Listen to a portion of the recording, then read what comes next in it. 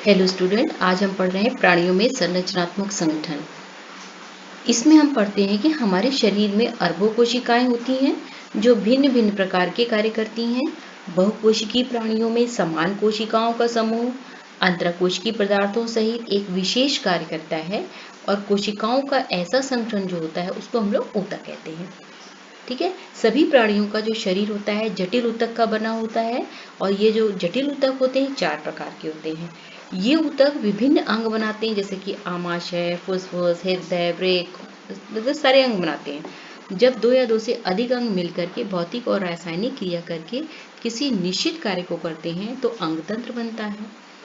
जैसे श्वसन तंत्र, पाचन तंत्र और कई तरीके के तंत्र होते हैं हमारे शरीर में।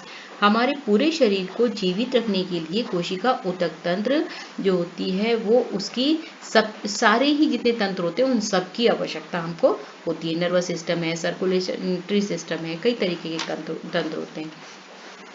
अब हम देख रहे हैं कि प्राणी ऊतक होते हैं, ये 4 प्रकार के होते हैं।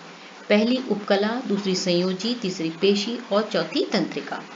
अब उपकला क्या होती है? जो उपकला होती है ये देह का आवरण बनाती है और इसमें इंट्रासेलुलर मैट्रिक्स होता है जिसमें जो कोशिकाएं होती हैं वो एक दूसरे से जुड़ी होती हैं और ये जो होती हैं कोशिकाएं सरल और संयुक्त 2 प्रकार की होती हैं। ठीक है, तो जो देहकुआ है वाहिनियों और नलिका का स्तर बना लेती है। ये हमारे शरीर की रक्षा करने का कार्य करती है और ये जो होती हैं 3 प्रकार की होती हैं। पहली होती है शल्की, दूसरी घनाकार, तीसरी स्तंभाकार। जो शल्की होती हैं ये फेफड़ों के वायु कोश में पाई जाती हैं और जो घनाकार होती हैं ये वृक्कों के नलिकाकार भागों, श्रवण एवं अवशोषण में पाई जाती है और इसमें कुछ श्रवण का कार्य करती हैं जिसे हम लोग ग्लैंडुलर एपिथेलियम भी कहते हैं। और ये 2 प्रकार की होती हैं, बहिस्रावी और एंडोस्रावी। ठीक है, अब जैसे होता है कि जो स्तंभाकार होती है ये आंतों में पाई जाती है और अवशोषण में सहायता करती है।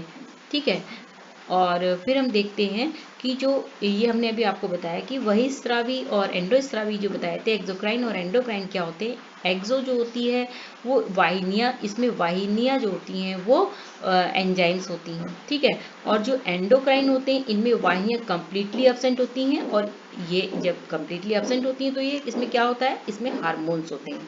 ठीक है, अब जैसे कि ये वाला होता है पोर्शन संयुक्त, जो हमने बताया कि 2 प्रकार की होती है, सरल और संयुक्त।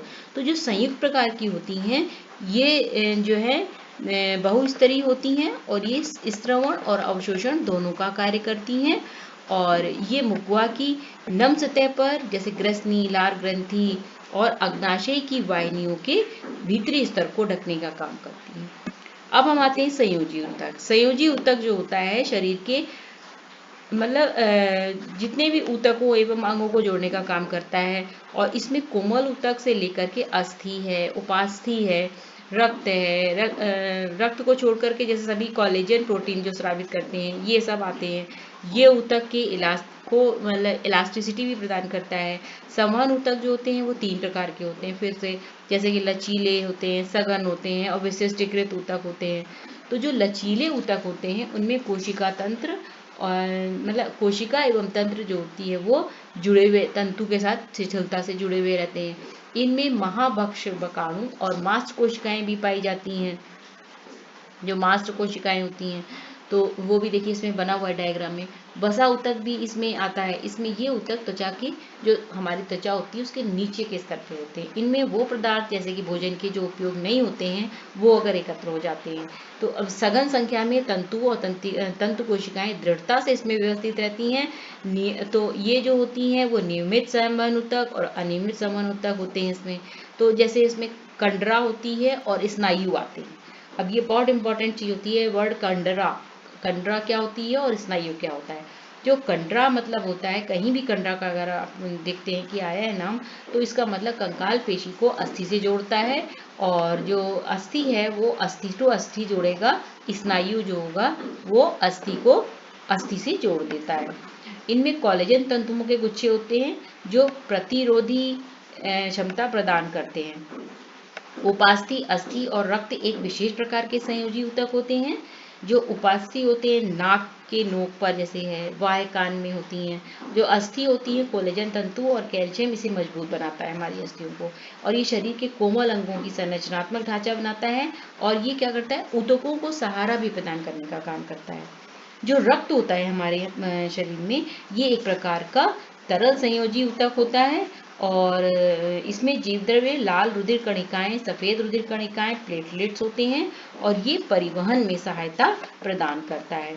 जो पेशी ऊतक होता है ये मायोफाइब्रिल के बने होते हैं, और ये शरीर के सभी अंगों की स्थिति को संभाल के रखते हैं, और ये 3 प्रकार के होते हैं, कंकाल, चिकनी और हृदय पेशी।